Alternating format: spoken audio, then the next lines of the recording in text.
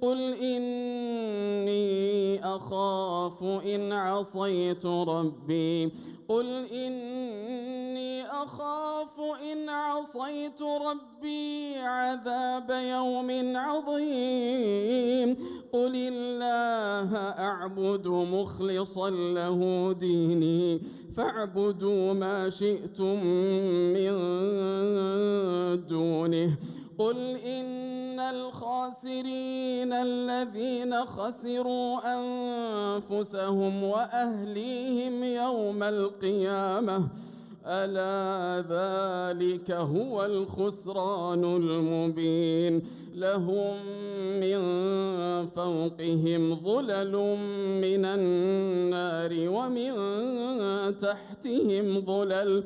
ذلك يخوف الله به عباده